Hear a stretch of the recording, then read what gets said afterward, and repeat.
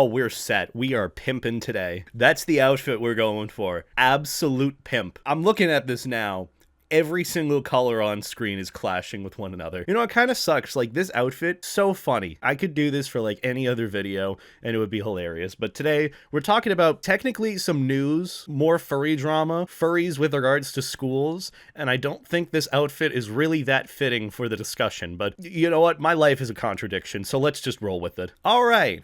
Let us once again talk about the furry litterbox school drama issue, because it's still happening. So long story short, I woke up today, logged on to Twitter. I know, worst decision I could have possibly made to start my day. And this tweet came up on my timeline where someone was discussing how the furry fandom needs to have its own little Edo period. I'm not sure what that is. I should have probably looked that up before this. So sad. But basically, it's more the point of just don't interact with non-furries or limiting outside of the furry fandom interactions when you're enjoying the furry fandom. Like, enjoy your hobby, but interacting with non-furries is only going to make things weird. And the context of this actually comes from, well, a post from this account. Over 70 students walked out of Mount Nebo School to protest the school for letting furries bite, bark, and lick them, which sources for that, dude, trust me. ABC interviewed a member of the furry community to give a comment about the situation. And then there's an associated interview from a fursuiter talking about how that there are pretty much bad actors in the furry fandom that bring down the view of the fandom for the rest of us, and that the school system is supposedly looking into this issue. So I saw the tweets, I saw the associated video,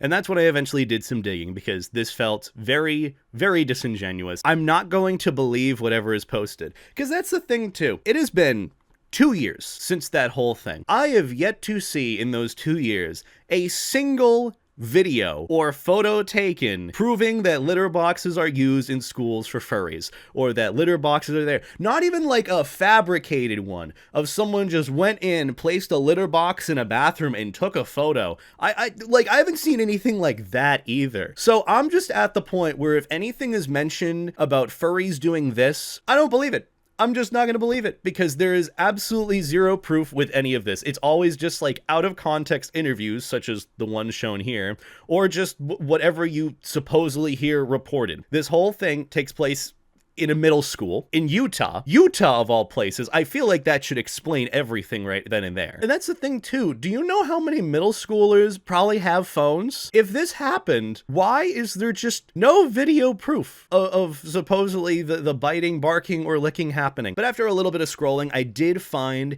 a very good TikTok video that some fursuiter actually put together explaining what actually happened, or what supposedly could have happened in the case of this middle school protest, and what the actual info behind it was. Headline: students walk out of school to protest being terrorized by furries. And now the rest of the story. School administrators in the Nebo School District in Utah sent out a note to parents to address bullying on school grounds, including kids being bullied for wearing headbands that might have ears on them. It's unclear the order of events, but a conservative podcaster named Alan Bartholomew ran with this. That's all I needed to know. And he convinced parents that schools were siding with the furries, and that the message was actually, you have to be nice to the furries, but they don't have to be nice to you. This turned into rumors that kids were being bitten, scratched, and attacked by furries on school grounds. Yeah. Don't you love how things spiral out of control from just one simple thing? Don't you love the steps that are taken, or at least the steps that are missed in this case? Because a lot just happened in the span of 30 seconds, and I'm confused where... Not from the creator standpoint. They're doing a great job breaking this down. But from, like, the steps taken, I'm like, Jesus Christ. Of which no evidence actually exists, as per the school district records. Whoa! Parents led the kids to hold a protest outside of the school, a protest that Bartholomew himself covered on a YouTube live stream. A clip of him interviewing children repeating the same talking points was picked up by a known Twitter rage farming account, and boom. So here's why all this is sus to me. Adam Bartholomew ran for the House of Representatives as a Republican in 2020 and lost. But his wife is currently running for the Utah State Board of Education in District 13, where the Nebo School District is. He also hosts a talk show on an internet broadcast site that uses a fake FCC call sign to imply credibility. I looked. KMMU doesn't exist in Utah.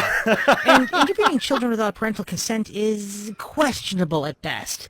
unless he somehow got parental permission beforehand, meaning that he was in on the organization of this stunt. Oh my God. Real journalists don't manufacture news, so this is just rubbing me in all of the wrong ways. My reporter instinct is just screaming that this is all just shady. Overall, though, the takeaway is that, once again, I need to remind everybody that furry is Republican slang for transgender. So and we when seen did through have that a lens, point. parents making their kids walk out of school and hold Rhetoric. signs protesting furries, that makes a lot of sense.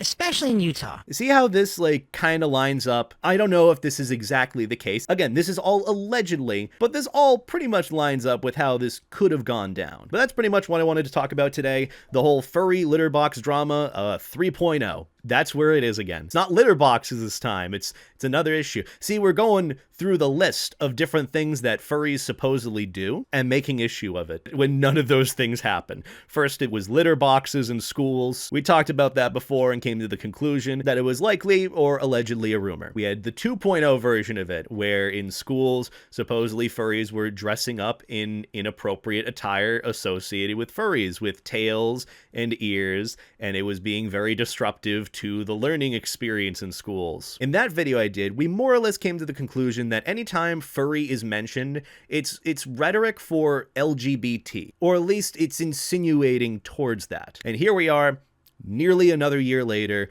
with a similar issue happening where furries are supposedly biting, licking, and barking at others. So yeah, I guess the case here is just keep that in mind. Do a little bit of research into topics, because I was even scrolling through the tweets of just someone asking like, wait, so where's the evidence of this happening? Like, this is a middle school. There are plenty of kids with like phones that can take photos or videos of this happening. Where is any evidence? And then someone replied to that of like, oh, I have the evidence. I'll link the video. And they're like, okay, link the video. And the guy goes, oh, I actually forgot to grab the link. I don't have the video anymore. Which, like, it's like, okay, you know, we're not getting anywhere.